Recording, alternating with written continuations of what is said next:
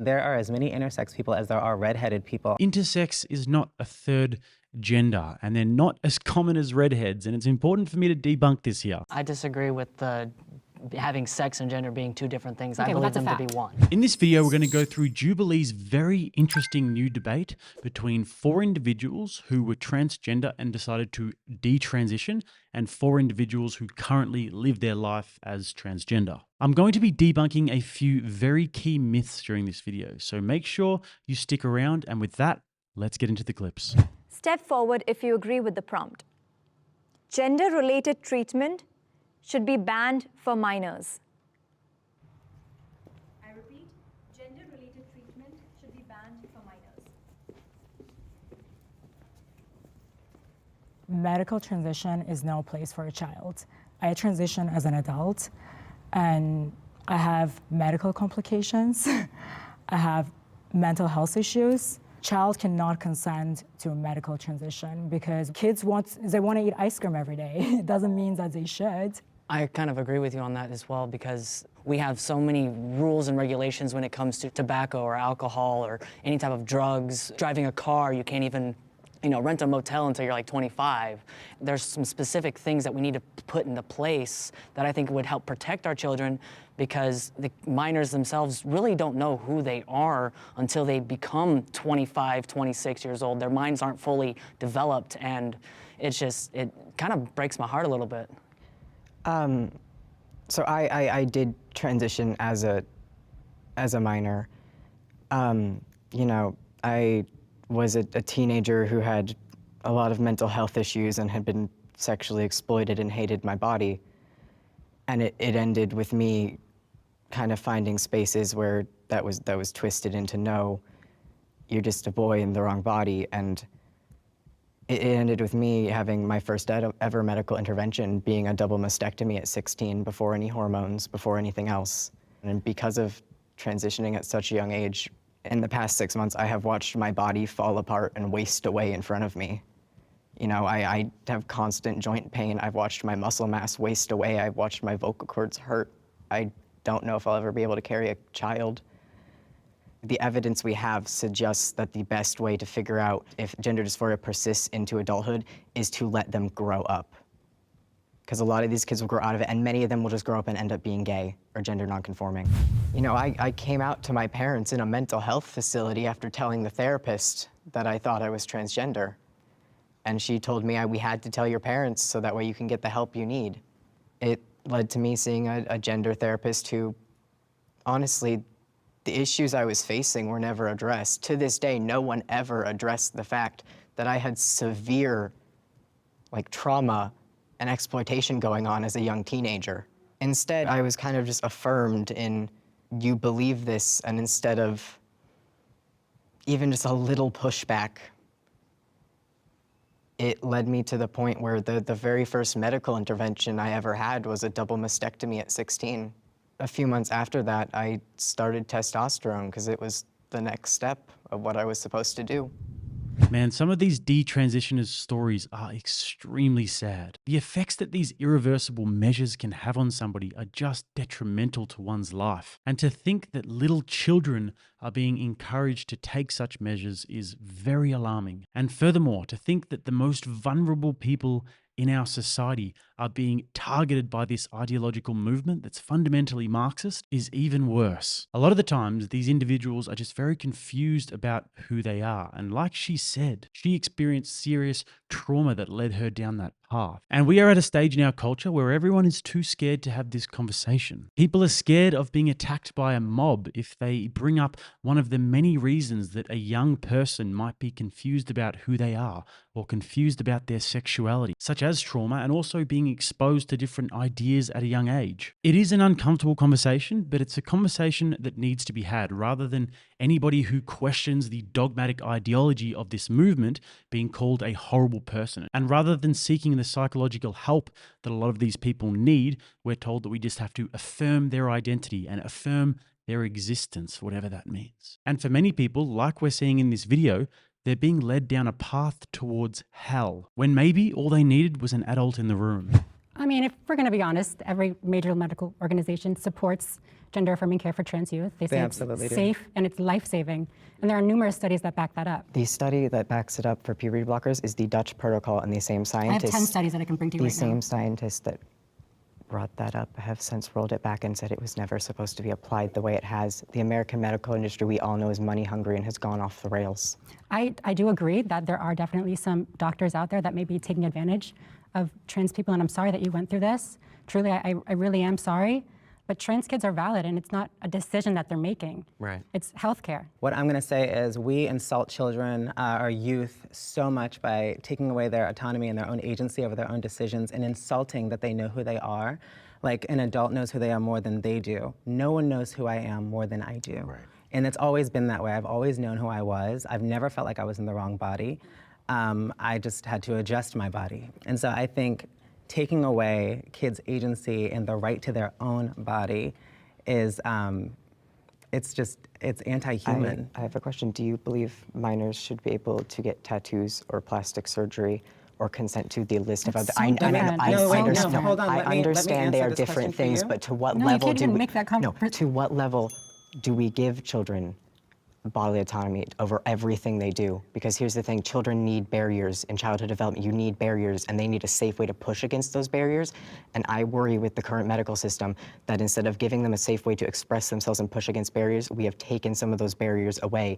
And that is why you see more detransitioners, because those barriers have been lifted. Yeah, they're not just doling out surgeries for children. That's not happening I had a anywhere. letter from a therapist in a single visit at the gender clinic office And before that I was had abuse the first. from that therapist who did Yeah, not that- Yeah, that's psychoanalyze awful. the That rest should of your not issues. happen. Right, and that shouldn't because have happened. your Shouldn't issues happen weren't to you. being trans. There were a lot of other issues that you're I have a addressing right diagnosis now. of gender dysphoria as And well. you shouldn't. You were misdiagnosed. No, I have one. Right. Yeah, you had to get a second opinion, honey. Right.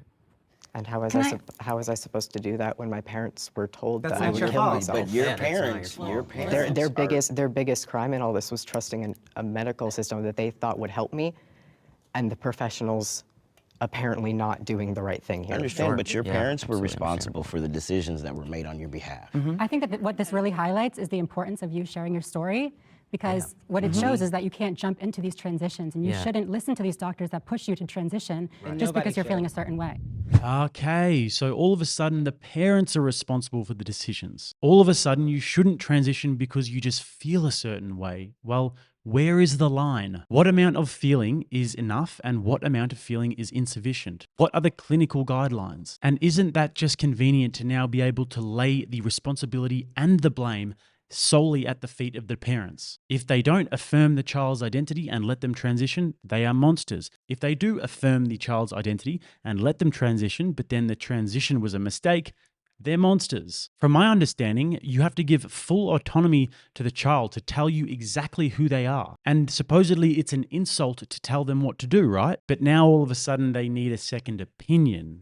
You see how easily this logic falls apart? Stick around, guys, because the best is yet to come. But don't be surprised if one day you open up your YouTube, you search for Rattlesnake TV, and he's gone forever. As you've probably realized by now if you've watched a few of my videos, with the things that I'm saying, I might be on borrowed time on YouTube. Let's hope not, but maybe I am. So if that is the case and you guys would like to follow me on other platforms in the future, hit the link in the bio and you can catch me on Locals and also Rumble. And also, guys, if you are enjoying the content, then don't forget to chuck a like on this. Really helps me a lot, and subscribe to the channel. Social media brainwashes teens to believe that they're trans.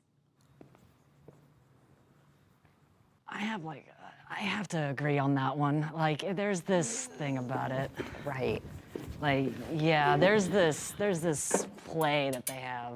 I don't think that it necessarily brainwashes children, but I think there are a lot of people who get into being queer or trans because it's trendy. And I know that's a really controversial statement to make as a trans person, but I have seen it, I've experienced it, and I also find that social media, especially apps like TikTok, give a lot of these kids so much misinformation Yes. and lead to people thinking they're trans when there are much deeper issues. And everyone just wants to belong and find an identity, especially when they're young. You know? I think brainwash is such a strong that's a word very to use aggressive there word. I when would it's not. That's why I hesitated to step forward. And that's why I yeah. would step in and actually say it's more so of like a social contagion. It's just, yeah. Personally didn't think I was trans till I saw earlier trans YouTubers. Before I was just gender bending man. And for sure, I also feel like comparing yourself on social media to other people that are more beautiful and successful will create dysphoria of some kind. And some people, it will affect your self-image for sure. Because we see all those beautiful trans women that are all dolled up or had every possible plastic surgery they could ever get. You're gonna feel dysphoria. I think they've touched on something pretty important here about social media. And in the age of social media that we live in, and in this attention economy where we're always seeing these beautiful people, successful people on planes and all of this fake bullshit and the lives that people project that they lead, it's so easy to feel insignificant, and it's so easy to feel like you aren't where you should be, or to think that you're a nobody or that you're insignificant in the world. And then you get movements like the LGBTQ movement, or the community as they call themselves, which I don't really consider them a community. They'll tell you that if you become transgender, then all of a sudden you're special and you're brave and you're a part of a community, and you can make TikTok videos about your journey and get lots of attention and praise and love. To many, you'll even be a hero. And when you think about it that way, in a world where people are so addicted to attention and addicted to instant gratification, it makes a lot of sense as to why these movements are so popular with young people, and why there are so many people that are gravitating towards these communities, young people that otherwise feel alone, and young people that don't necessarily feel like they fit in the world around them and in the community around them. So they go online to try and find themselves a community. And there are many different communities online, some of them productive and healthy, some of them not so productive and healthy. But it's a phenomenon that we actually have to look closely at and we have to deal with and have a conversation about, because oftentimes these people are so quick to judge these incels, or they're so quick to judge the QAnon supporters, or they're so quick to judge the alt-right and all of these people that have found various communities online. But then at the same time, the LGBTQ community and all of the online manifestations of that are all great and wonderful and brave and fantastic. And if you question them, you are a bigot. I have a question for Samantha, since you have the largest platform here. Do you believe over the years you've inspired people to transition? Yeah, I do. Yeah, I think that I've inspired people to believe that it's okay to be transgender, it's okay to express themselves, and that it's possible to live a happy and successful life. How do you feel about the fact that some of them are going to regret the body modifications they got and going to have like... I think that they should go to a doctor that is well-versed in gender care and have the appropriate psychoanalytic analysis done beforehand. That's not my problem. I feel like a lot of folks are going to social media looking for possibility models. They're looking to see if they're okay. I know for me, when I was very young, looking to see if there were other people like me, because for a long time I thought that I was The only one. Exactly. Yeah, but I think it is also important to say that like social media is very, very effective. You know, I mean, I personally scroll on TikTok and I'm like, do I have OCD? Do I have autism? Like all these different things. And like it can suck you in. So it's important to be aware of those things. She just kind of said the quiet part out loud there. I mean, she's talking about scrolling through TikTok and wondering if she has all of these mental disorders. And that's very telling, because what if you don't scroll through TikTok? What if you never downloaded TikTok? What if you lived in a time before TikTok? And I don't really see how anybody can seriously debate against this idea that children's brains are so unbelievably malleable, and they will be very much impacted by what they see and what they absorb and what they digest. It will play a big role in shaping their perceptions of the world. If you bombard a child's brain from a young age with drag shows and with men dressed in dresses on TikTok and all of these different obfuscations of biological reality, then it will confuse them and warp their view on reality. This is Ari, Gwendolyn and Brynnifer. They are in a polyamorous relationship, and they all parent Hazel and Sparrow. Please tell us how and why you decided to come out as non-binary. Because the pronouns she and he did not fit. Non-binary was what I turned to, though I do choose to act and look more feminine. Can I go down now? Of course. If, however, you raise them with traditional beliefs and values that are rooted in established, objective, scientific understandings of the world and of nature, then they will likely adopt those values. This is a serious problem that we have on our hands at the moment. It is the job of the parents to create an environment for the children that reflects reality and that reflects how they want that child to grow up. And now that social media is such a prevalent part of a child's life, these apps in some ways are starting to replace the parents. To jump on one more thing with that, like if I'm watching her channel and it inspires me to transition, I have been watching white straight men be president for years, and I've not wanted to be president once, so I don't identify with that. If we're gonna talk about brainwashing, let's talk about where we see things every single day happening a certain way versus someone just living their life authentically. Boom, there it is. Straight white men are the problem. Every single time, guys. The Marxist bigotry is always just around the corner. These are always the most telling parts of the debate for me. And once somebody starts to bring up the various different forms of intersectionality, the conversation just starts to unravel. And when she talks about all of these straight white male presidents, I mean, is she going to just disregard the fact that Barack Obama was president for 8 years? And last time I checked, he's black. God intended for there to be only two genders.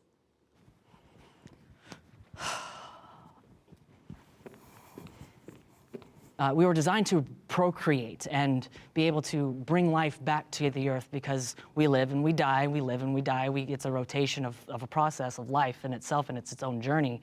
So I truly do believe that there is male and there is female, but I can respect people's choices. However, that's where I stand on it. Gender and male and female is not the same thing. Biological sex are different things. Yeah, we're talking about gender, which is like gender identity, the social aspects to being a man or a woman.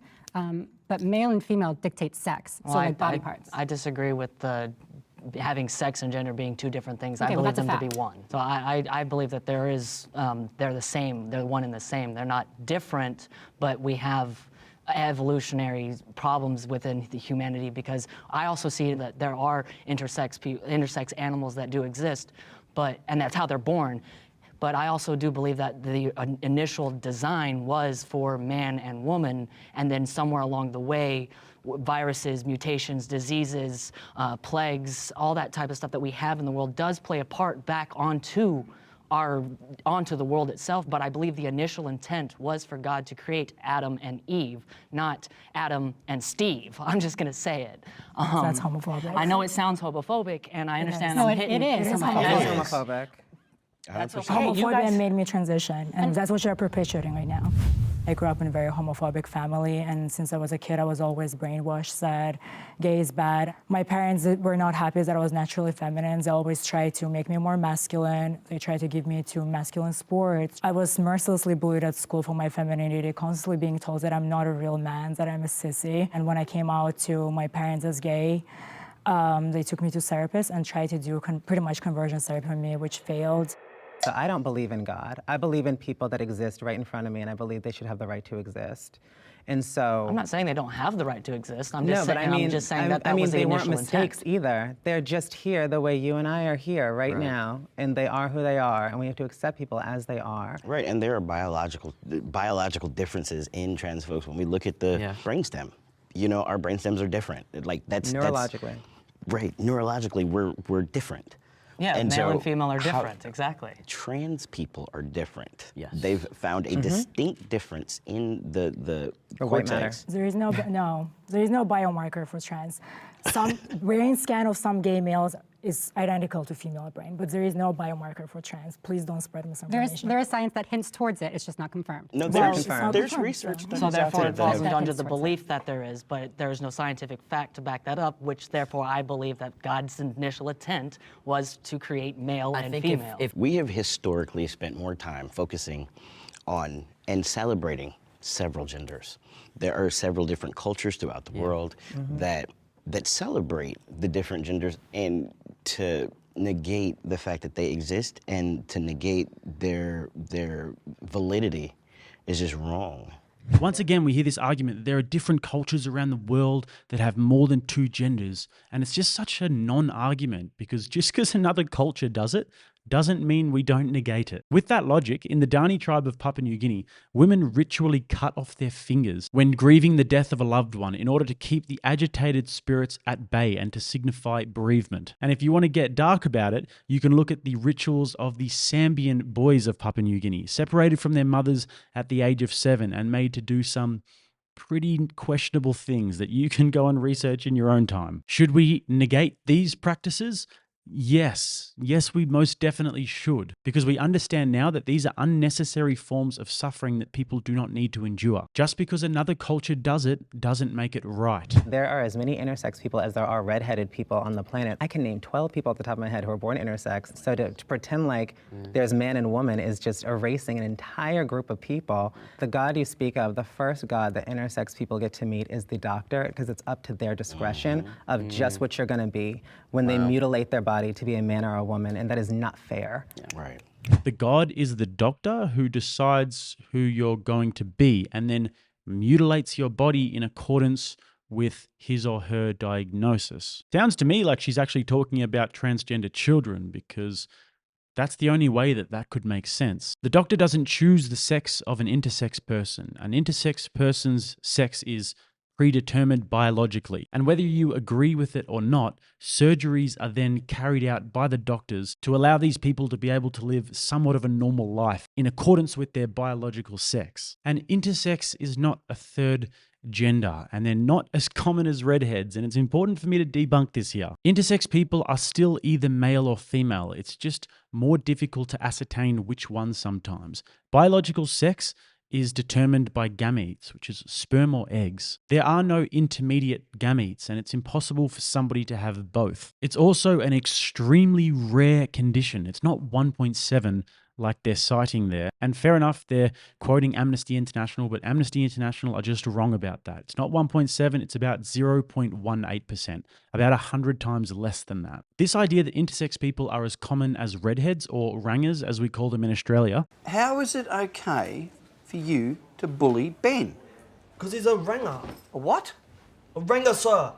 Because he's got red hair. A orangutan. Yeah. That's what we called him. Is a statistic that comes from an American sexologist named Anne Fausto Sterling. And it's also been parroted by Amnesty International and others, but has been widely debunked. According to the National Center for Biotechnology Information, this figure includes conditions which most clinicians do not recognize as intersex, such as Klinefelter syndrome, Turner syndrome, and late-onset adrenal hyperplasia. If the term intersex is to retain any meaning, the term should be restricted to those conditions in which chromosomal sex is inconsistent with phenotypic sex, or in which the phenotype is classified as either male or female. Applying this more precise definition, the true prevalence of intersex is seen to be about 0.018%, almost 100 times lower than Fausto Sterling's estimate of 1.7%. There's also a condition out there called polydactyly, where a baby is born with one or more excess fingers. So there are people out there who have 11 fingers, but when you think of a human, you think of somebody who has 10 fingers. That's not to say that people out there with 11 fingers should be discriminated against, but it doesn't change the fact that human beings have 10 fingers.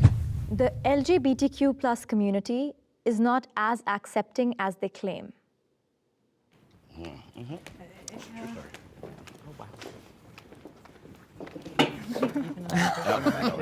Musical chairs.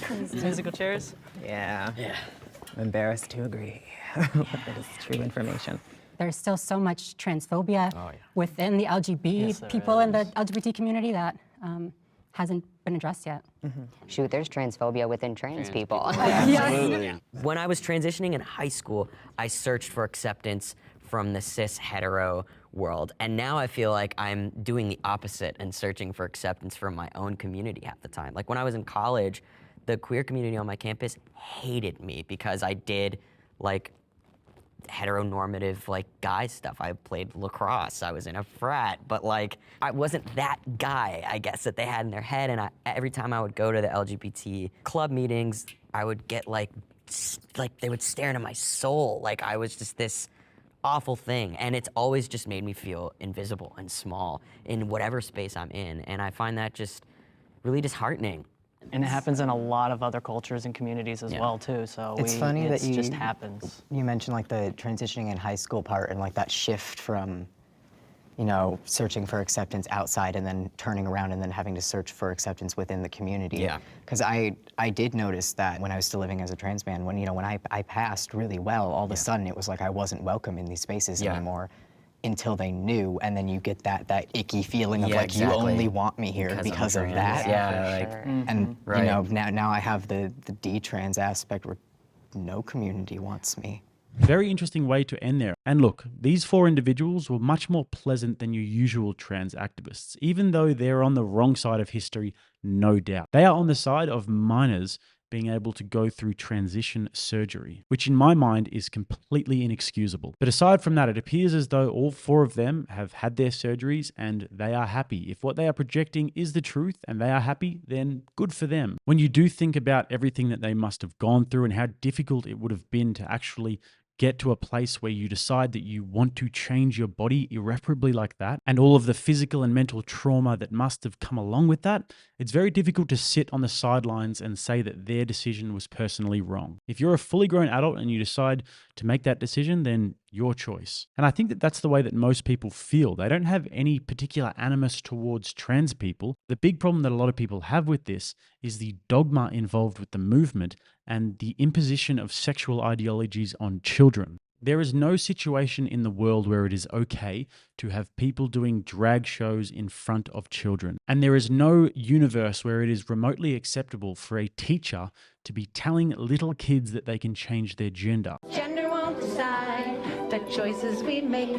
Some boys like dressing up, some girls like catching snakes. Both of which are rapidly becoming the norm in our fallen society. We're currently undergoing at rapid speed a giant social experiment on children, which in my opinion will undoubtedly have catastrophic effects in the future. And the dogma in the movement is that we now have to affirm that trans women are real women when they're objectively not real women, because real women are determined by their biological markers. And the meaning of a real woman is something that's emblematic of the full-blown Orwellian assault on truth that is happening at such a large scale at the moment. And we're seeing this everywhere. People at the highest levels of government are terrified to espouse basic, established, objective truths about biology in fear of retribution from a mob.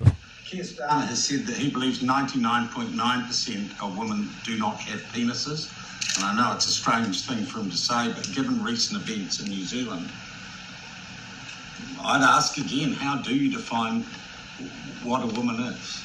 Well, I think as I've just indicated, I wasn't expecting that question, so it's not something that I've, pre-formulated an answer on. But in terms of gender identity, I think people define their gender identity for themselves. And I think it's rather easy to connect the dots as to why people worry about why this is a slippery slope towards a politically correct authoritarianism, whereby we have to bend reality and warp reality to appease certain interest groups. And I, like so many others, refuse to do that because I understand that the truth matters. And in fact, maybe the truth matters more than anything. Without a commonly understood and acknowledged framework of truth and reality that undergirds our civilization that people generally accept, everything falls into a state of chaos and epistemic anarchy, where we're separated into various different warring ideological factions that don't have a common understanding of basic truths. That's it from me today, guys. Thank you so much for watching. Once again, if you do want to catch me on other platforms in case of my cancellation one day, then hit that link in the top of the comments or in the bio and catch me on Locals or Rumble. And otherwise, if you want to watch another one of my videos, click right here. And if you want to subscribe to the channel, click right here. Till next time, I'm Jake. This is RattlesnakeTV.